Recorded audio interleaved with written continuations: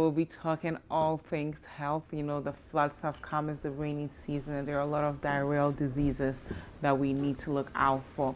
Your favorite doctor, Dr. Kelvin, who's the director of Optima Care Diagnostics, is here with us. And throughout our conversation, if you have any questions for him, let us know with the hashtag BreakfastDaily.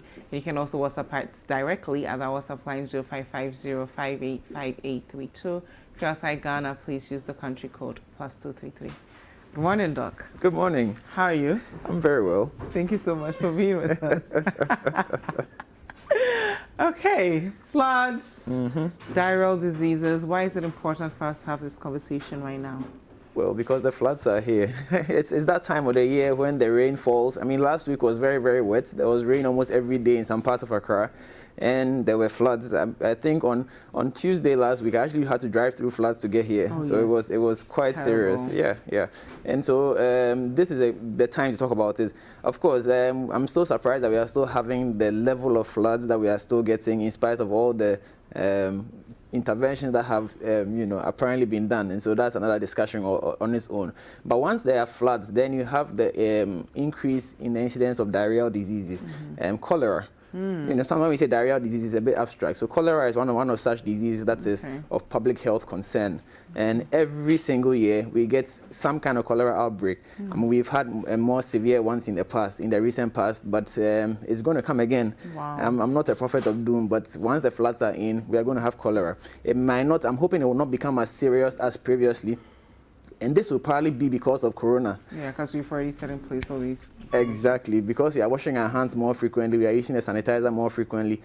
Hopefully, we are not going to get a major spike in cholera. However, once there are floods, and because of the challenges with how we handle human excreta, once the floods come in, there's a convergence, because the flood waters bring all the excreta that has been deposited all over the place and sort of bring them into our space, in our houses, even in our water bodies, so it becomes a bit more likely that even the same place you were playing or your kid was playing in the past few days, because the flood waters have come, settled there, and have dried out, there could be some germs, some new germs in the area, and the kids, you can't control the kids that much.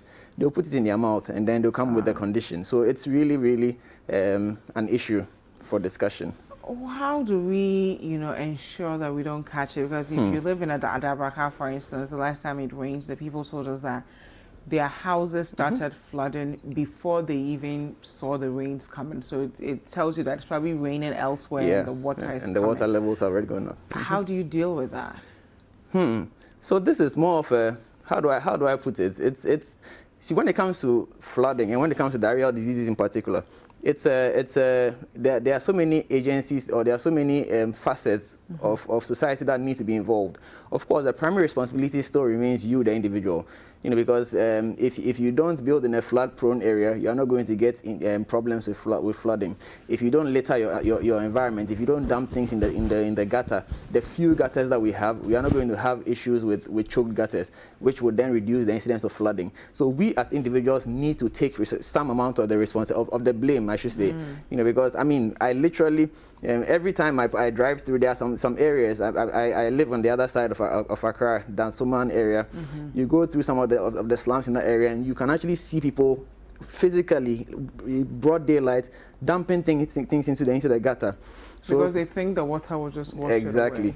And then the water does wash it away, but then it goes to dam it. Somewhere. I mean, yes, so there's a back damming effect, which then causes the flooding to come back to your very place. And so it's really an issue, but ultimately the government or the city authorities also have to take some of the responsibility, because the question is, how come today, 2020, we still don't have potable water for quite a sizable fraction of the people in Accra? Why do people still have to fetch water from where sources that are not approved?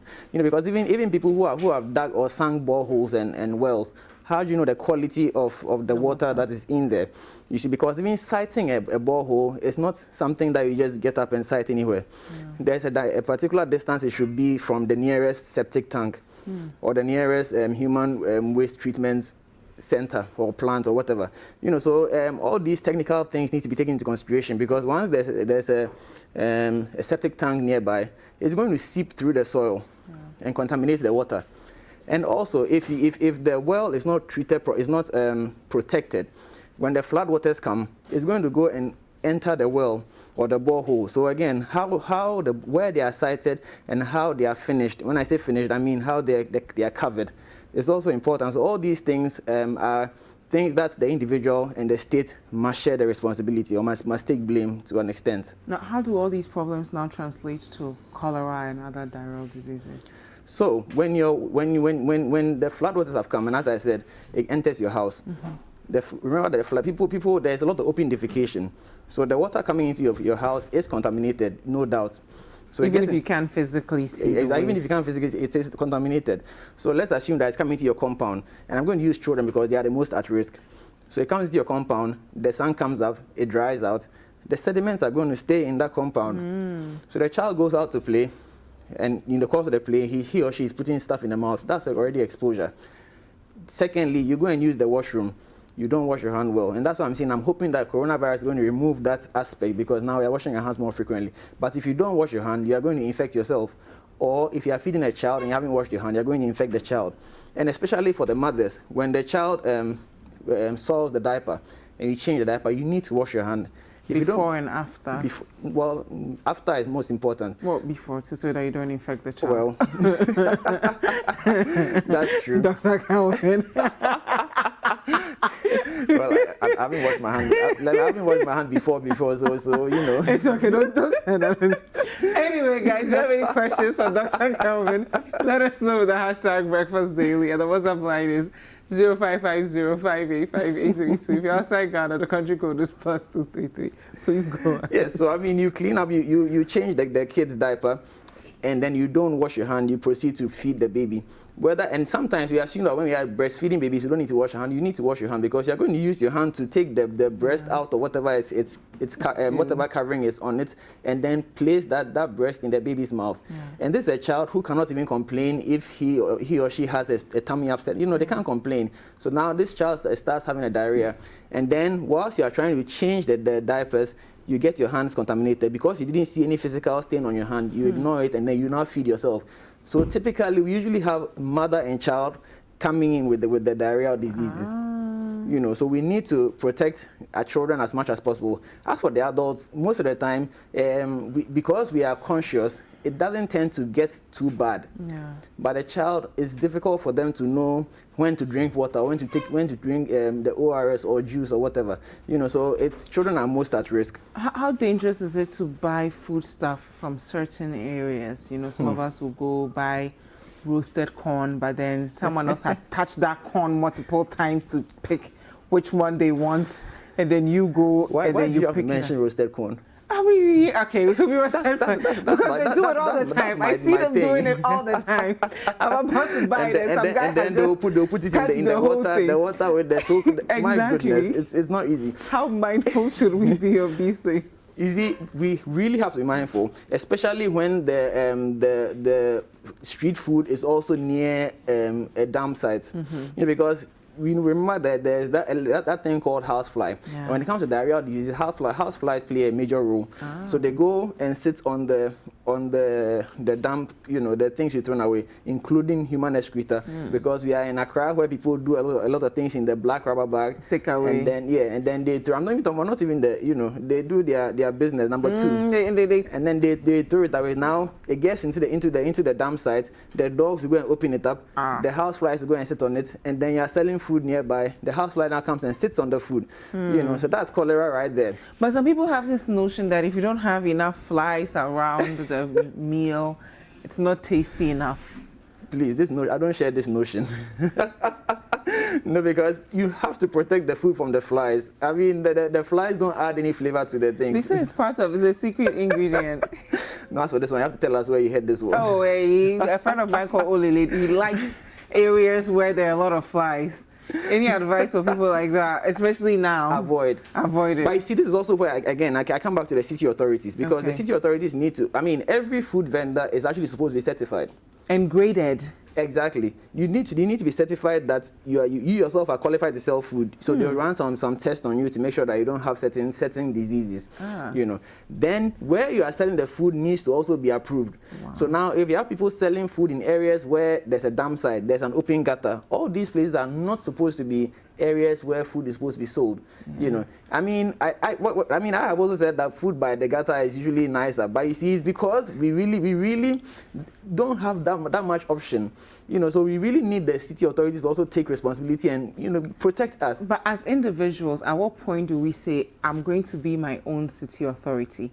If I'm going to get corn and I see someone right before me touch all of it, I'll buy it. If I'm going to buy tea bread and I just watch the woman, you know, use her raw hands to organize the bread, and as soon as she sees me, she puts on the plastic thing, I won't touch it.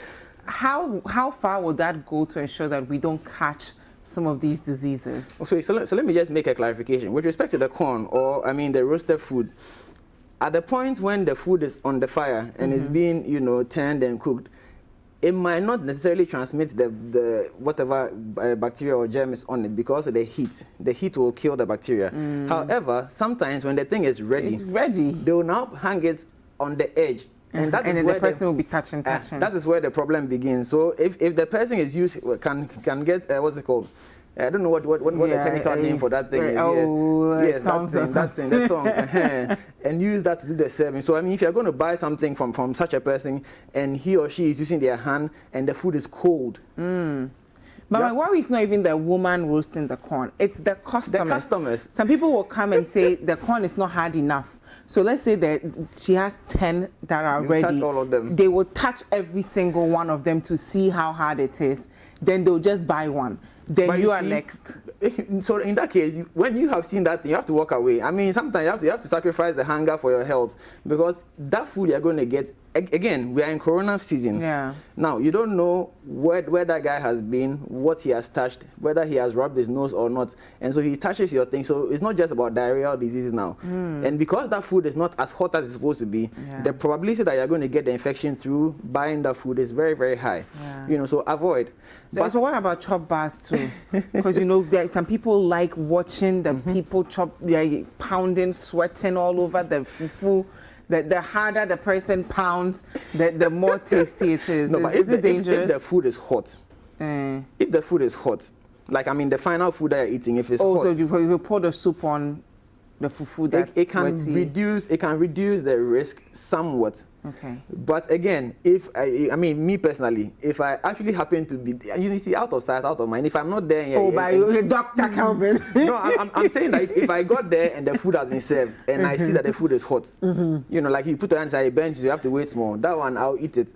But if I'm there and I see that they are pounding and the guy is doing the sweat and putting it in, no, that one is a bit much. You know, so you really have to, like you said, you yourself need to also be a city authority onto yourself, because at the end of the day, your health is your ultimate responsibility. You know, because if you die right now, you have lost that. You have lost something. You know, I'm talking about you are dead, so nobody know. You don't probably care what's going on. But we would have lost a sister, a brother, a cousin, somebody, a benefactor. You see, so we have to protect ourselves, and in these times in particular, because not only is coronavirus out there, the floods have come, which means that cholera is also lurking in the background.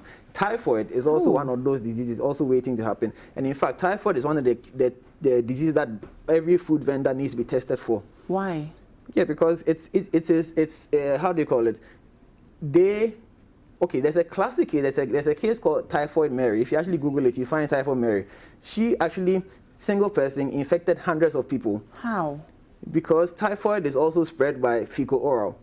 So you use the washroom, you don't wash your hand, you go and touch the food, it can spread. Wow. And typhoid can cause chronic infection.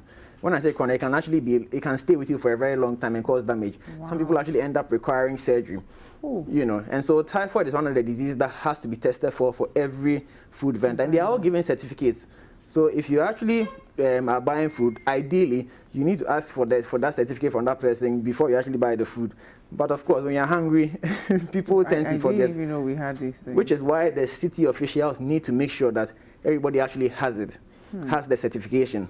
What are the early signs and symptoms we should look out for as far as these diseases are concerned and how to treat them? So for the children, a lot of the diarrheal diseases are caused by viruses. So they tend to start with fever, runny nose, sometimes itchy eyes, cough. Then you notice the diarrhea.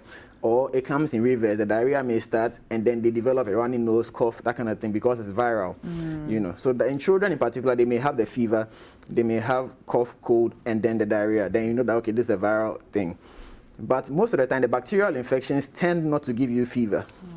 So you just notice that, okay, my tummy is feeling funny. Then you start having diarrhea. Most of the diarrheas they are self-limiting. When we say self-limiting, it means that if you don't do anything about them, they will go away by themselves. Nice. Provided that you are not pooing too much, you're not losing too much fluid. You're okay. You can actually just sit back. I mean, I'm sure you've had diarrhea, you didn't do anything and it went away. Oh, no, I don't get that. Wait on that. But when you start seeing blood in your stool, it's not something that you should sit down and watch. You need to report and then have the necessary tests done. If you start noticing mucus, and they call it phlegm, especially if it's a lot, because sometimes if you are having diarrhea frequently, how do you call it? If you are moving your bowel frequently, you will see a bit of mucus in there, because the intestine is lined by mucus. And so that's why sometimes when you sit in a trotro and they say that they will remove the amamai from your thing, it's a dangerous thing. You're not supposed to remove the amamai. No, you're not supposed to remove the amamai. It's supposed to be inside. The amamai has a role to play inside the intestine. So it's not a good sales pitch at all? No, actually it's not. Okay. Because you don't buy those things. See, here's the thing. There are medications that we as doctors give to speed up the process of getting things out. And those medications tend to also come with the amamai, like I said, because once you are moving your bowel frequently, the body is not able to hold the mucus in place. So you tend to, because think about it, mucus is like a lubricant. So if you actually remove all the mucus, you're going to now start bleeding, now start getting piles, you now start getting other things, because now the stool is rubbing against the walls of the rectum. Yes, and so you then develop piles, hemorrhoids, and then now you have to go and get help. So and you see, one thing leads to another and another thing, so don't chase the amamai. But if you happen to have diarrhea and then you notice that you are getting a lot of mucus coming out, it means that you are probably the frequency is too much, so you need fluid replacement to an extent. So you may have to start taking in ORS. If the ORS is not helping, you need to report to hospital, and then the next line of treatment is started. But if you start having diarrhea, especially as an adult, which is associated with fever, when I say fever, I'm talking about increased temperature. You need to report for checkup. So there are 3 things I've touched on. If you see blood, you need to report. If you observe fever, you need to report. And then if the frequency is too much, you are becoming weak, you need to report to hospital. And the mucus? Yes, the frequency is associated with the mucus. With cholera in particular, the frequency is so bad that you really can't do anything about it. And cholera comes with vomiting as well. So if you notice vomiting and diarrhea uncontrollable, report hospital immediately. So that the appropriate interventions can be put in place. There's a question here for treatment for a 1-year-old with diarrhea. How do you deal with that? So the babies, if they are breastfeeding, increase the frequency of breastfeeding. If they are not breastfeeding, increase the frequency of fluids other than water. This is important. So not plain water. So if they will tolerate the ORS, give them ORS. If they won't tolerate ORS, give them a drink or juice. Giving them plain water sometimes will be counterproductive, because the water because they are losing fluid, they tend to have the terms are a bit the viscosity of their no, don't give us medical jargon. You were doing so well. So you are now asking questions. Oh, what am I doing this whole 20 minutes, Dr. Kelvin? So water tends to create an environment where it will pull more fluid into the intestine. So the diarrhea can actually increase in severity or intensity. So plain water is not advised. So the water must have something inside. So either ORS, which is basically salt and sugar mixed in a certain concentration, or you give fruit juice, Or even, I mean, at that point, even if the child will tolerate a fizzy drink, anything other than plain water is fine. All right, thank you. Of course, if it's continuous or the child has a fever, you have to report to hospital immediately. Okay, thank you very much, Dr. Kelvin. Where do we follow you on social media? Well, you can follow me on at Kelvin Owusu MD on Facebook and on Instagram. Now on Twitter. I've changed it. Twitter. Now, I mean, I'm not seeing top, but that one is not. It's not safe. Don't go anywhere. The entertainment guys are here. We'll be right back.